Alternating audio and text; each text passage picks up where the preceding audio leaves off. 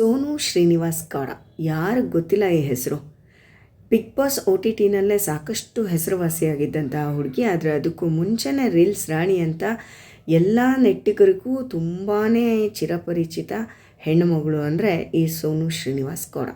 ಸದಾ ವಾದ ವಿವಾದಗಳಿಂದಲೇ ಸುದ್ದಿ ಆಗ್ತಾ ಇದ್ದಂತಹ ಈ ಹುಡುಗಿ ಈ ಬಾರಿ ಸುದ್ದಿ ಆಗ್ತಾ ಇರೋದು ತಮ್ಮ ಮದುವೆ ವಿಷಯಕ್ಕೆ.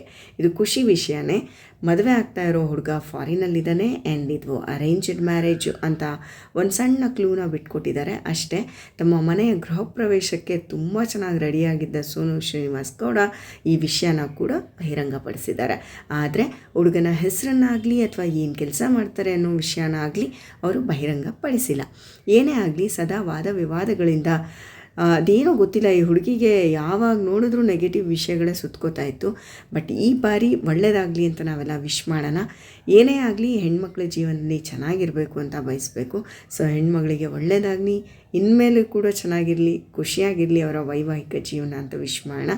ಅದ್ರ ಜೊತೆಗೆ ಹೊಸ ಮನೇನ ಕಟ್ಟಿ ಗೃಹ ಪ್ರವೇಶನ ಮಾಡೋದಕ್ಕೆ ರೆಡಿಯಾಗಿದ್ದಾರೆ. ಸೊ ಅವ್ರ ಮನೆಯಲ್ಲಿ ಸಂತೋಷ ತುಂಬಿ ತೊಡಕಲಿ ಅಂತ ವಿಶ್ ಮಾಡೋಣ.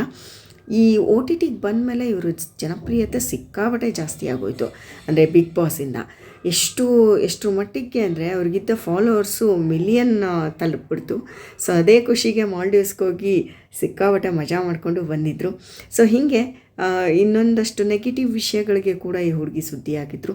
ಬಟ್ ಇನ್ಮೇಲೆ ಯಾವುದೇ ನೆಗೆಟಿವ್ ವಿಷಯಗಳು ಬೇಡ, ಅವರ ಜೀವನದಲ್ಲಿ ಒಳ್ಳೊಳ್ಳೆ ವಿಷಯಗಳು ಬರಲಿ, ಒಳ್ಳೆಯದಾಗಲಿ ಅಂತ ವಿಶ್ ಮಾಡೋಣ.